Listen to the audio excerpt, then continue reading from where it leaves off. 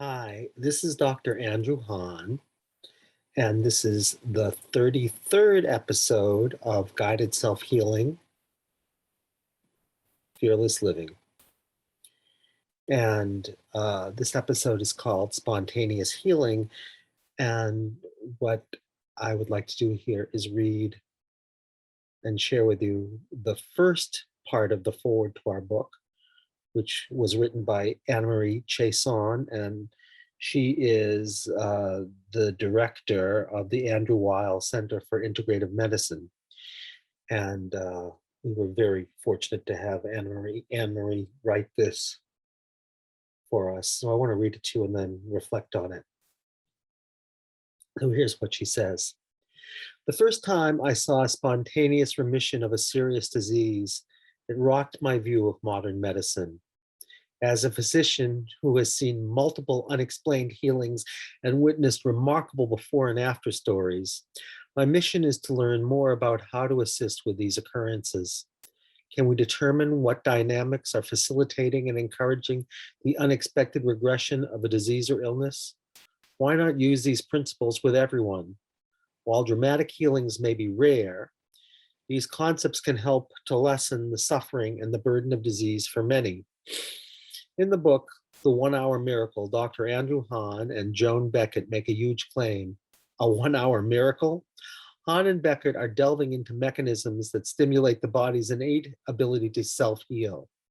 If it feels too new age or too large of a claim, one only needs to look at the placebo effect. While often discounted by medicine, the placebo effect is a testament to the fact that at least 30% of all healing and cure comes from self-healing mechanisms involving the body and mind. Further, look at the Institute of Noetic Sciences.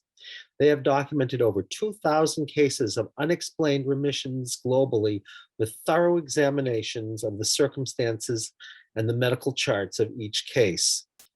The origins of illness and disease is multifactorial, and we do not fully understand it.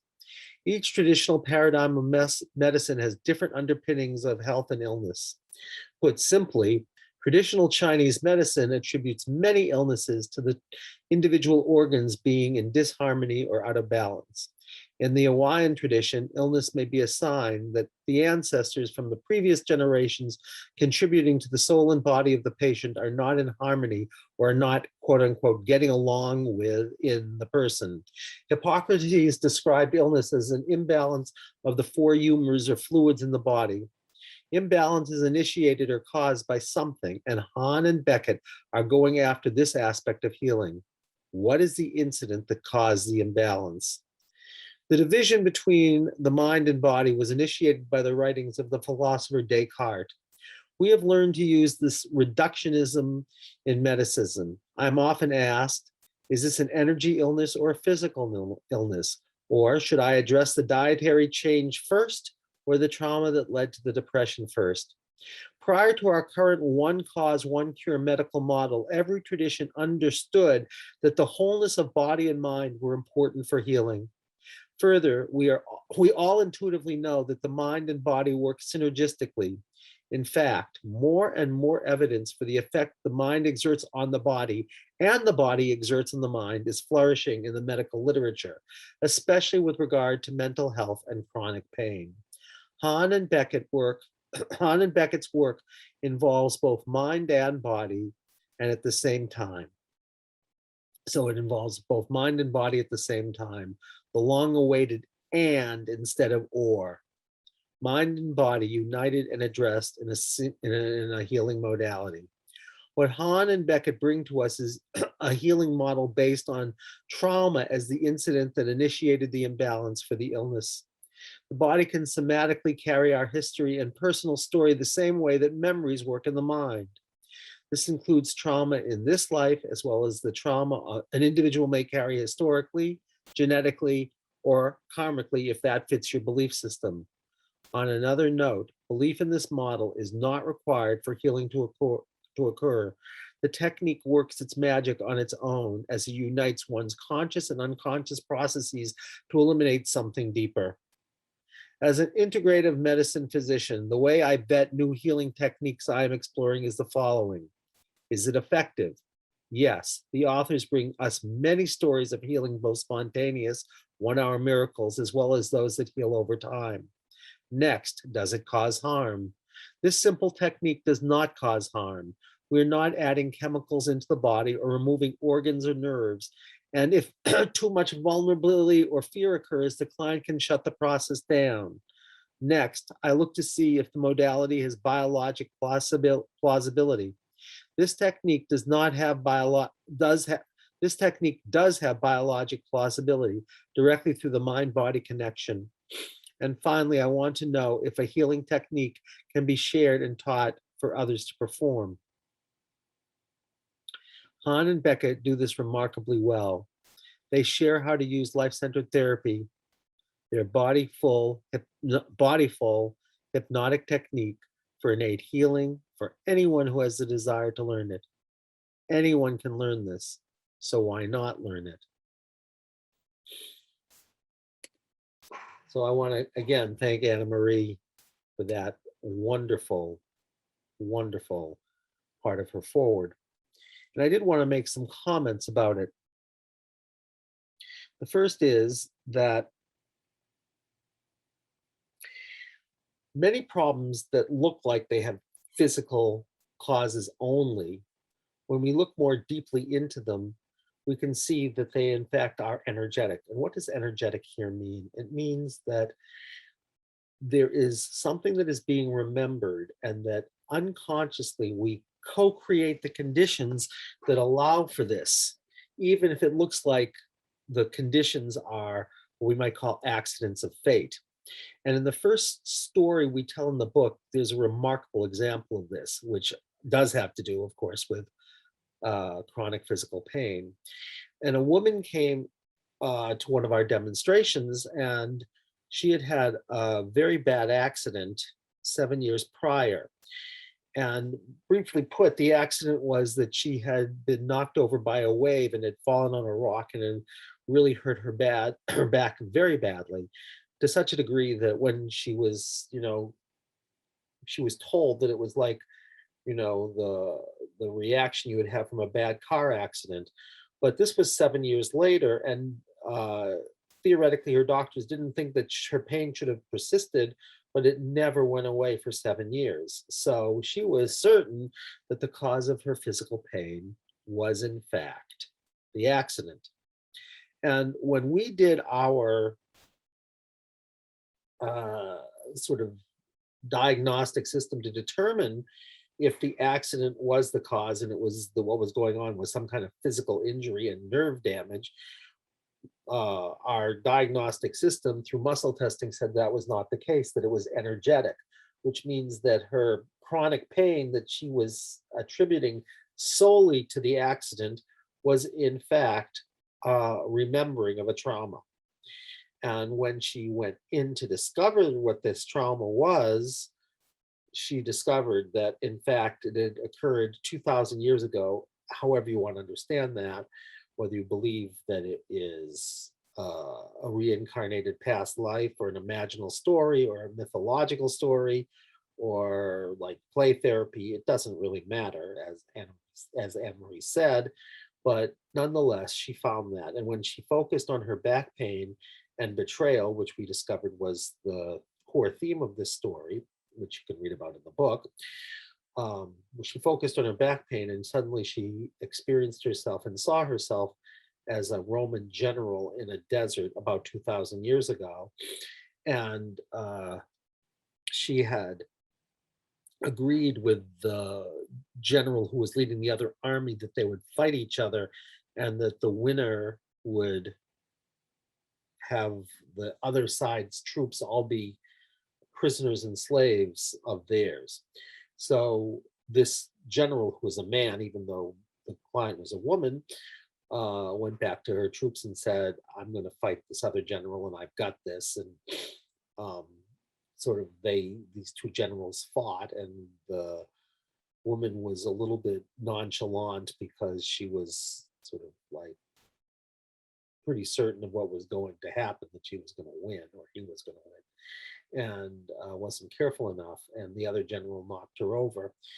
And when he, as this general, who was a she, was trying to get up, her words were that she got knocked down by a wave of sand, and when she was trying to get back up again, uh, she he saw the other general behind the him, and was about to stab him in the back with a sword. And his final thought was that he had not really been responsible enough for the people who he was responsible for.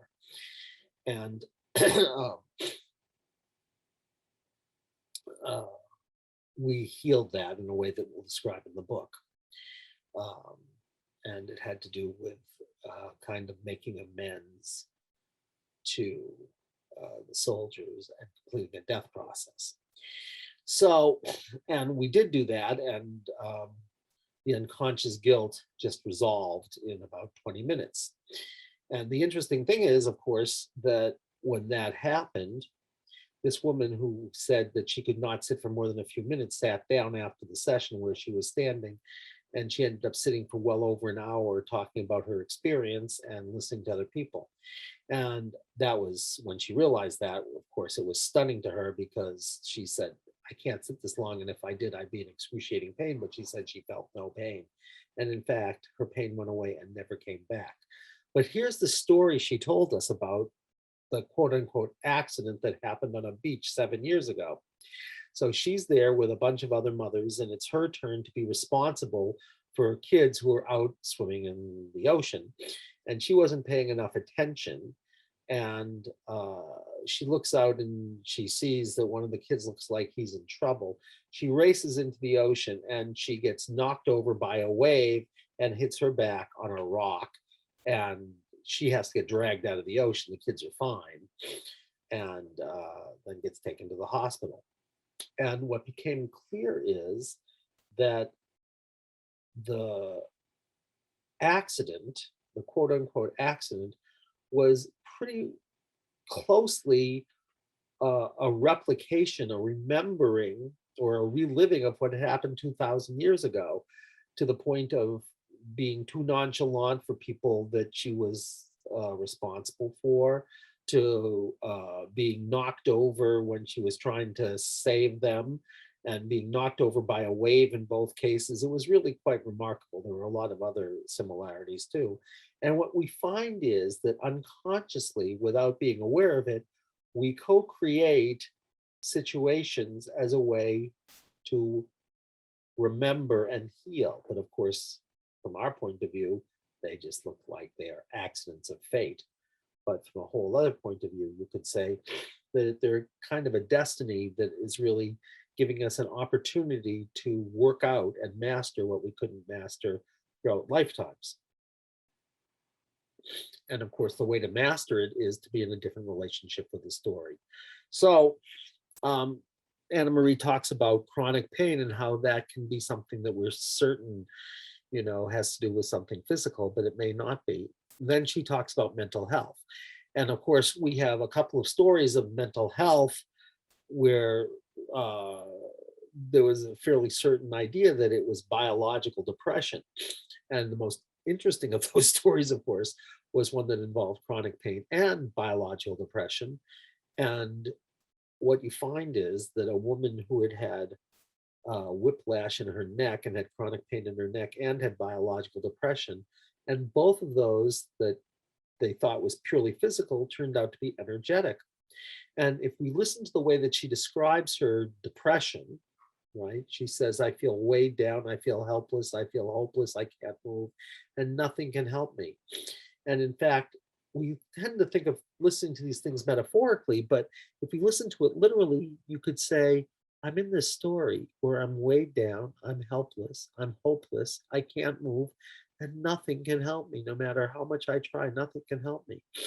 And in fact, that was her story. Um, and her chronic pain was unfolded in the story too, because when we had her focus on an incompleted death, she had this extremely bad pain in her neck. And when she focused on the pain in the neck, what she started to do was violently wrenching her neck from side to side, because she was not visual, she was kinesthetic. And then she says, oh my God, there's a guillotine coming down on my head. And of course, she was weighed down. She was helpless. She was hopeless. The only thing she could move was her neck. And she had this profound sense, of course, that nothing she could do could possibly make a difference, because nothing she could do could make a difference. So we're always sharing our stories, and everything literally is part of the process, you know. So, and of course, when we healed that story, her depression went away in one session and did not come back, as far as I know, because I saw her a year later at the same conference, and she told me it hadn't come back. And that was also true of her neck pain. So, um, what we need to know, of course, is that there's a mind body field, and we are, without awareness, creating opportunity after opportunity to master what we couldn't handle and integrate in the first place. And Anna Maria says, like, you know, that the body is like the mind, and, you know, the mind remembers, but so does the body. And in fact, what you can understand is the body really is a record of everything that has ever happened, is happening, and potentially could happen. That's what the body is. It's called an Akashic record. And every sensation is a story, is a literal narrative story. So, and any discomfort is a narrative story of something that was a trauma that we couldn't handle. It was either a physical trauma, so our body couldn't handle it, but often things that looked like they were physical traumas, in fact, were the remembering of literal narratives that play out in the physical, because that's the way that life helps us to remember. And she says, it's, you don't have to believe this. You know, people talk about, do you have to believe this in order for it to work? And the answer, as far as I can tell, is your belief makes no difference in any way. You know, we believe in this world of ours, if we're into the law of attraction, that our beliefs create reality. And on one soul level, that's true. Our beliefs do create reality. So you could say, on a soul level, our beliefs, that woman's belief that, you know, she would get knocked over by a wave and hurt her back, created the reality that she got knocked over by a wave and hurt her back. So on that level, it's true that beliefs create reality, or co-create reality. But on another level, it's not true that beliefs create reality. So someone could say this work doesn't work. But if they get into it, whether they believe it will work or not, it works. And one of the best examples of that was, I had a woman who came to me and was very rational and told me that she was there over her dead body, so to speak, which was a clue about actually what was going on. But a friend of hers had worked with me and had great success, so she thought what I was doing was crazy. But she said, I'm desperate because I will be in a major depression. She could feel herself going into it. She said, I'll be in bed for months and medication hasn't helped me. And I'm desperate, so I'm trying this. But she didn't believe in it for 1 second. She thought it was a fraud. But when we took care of this belief of over my dead body and a betrayal story, her depression cleared up, and it never came back. And she didn't believe this stuff. And I love skeptics, because if you have a skeptic and they get a result, they are really, you know, stunned. But if you have a true believer, they are expecting a result. And of course, I'm human, we all make mistakes, and then they, you know, you fall very far off of a pedestal. So there you go. So belief is not only not required, it's all you have to do is show up. And the last thing she says is this work teachable? And I would say anyone who has an open mind and an open heart can learn this work. It's not very difficult, because the core of it is so simple to describe, right? Anything that you suffer about is simply something that couldn't be taken in stride and integrated. And all healing is mastering that which can't be taken in stride. And how do you do it? When there's something that can't be handled, in that moment, a sensation is born. It has a life of its own. And its name is the name of the sensation until it tells you its name is a Roman general or whatever it is.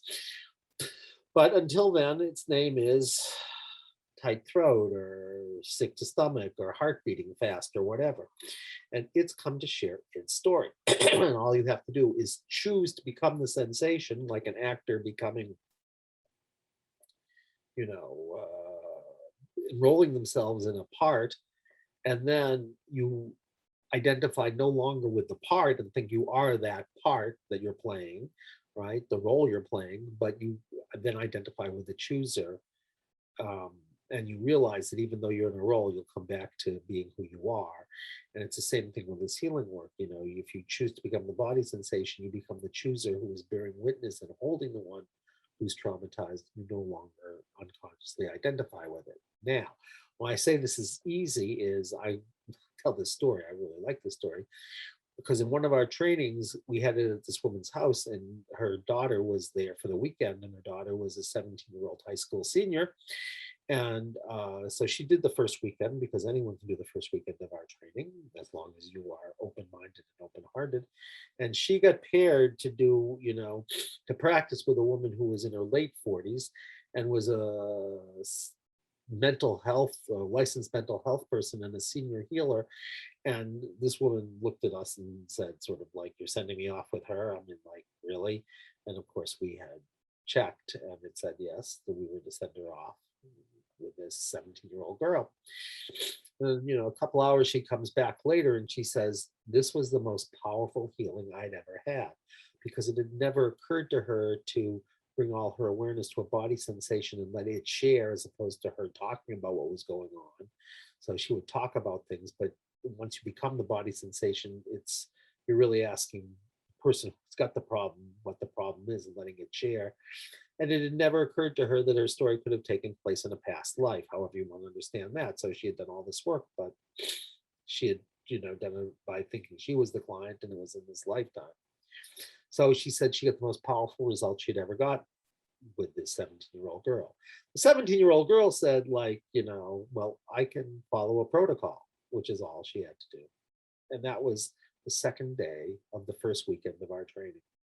So it's eminently learnable um, by anyone. And certainly you can learn it.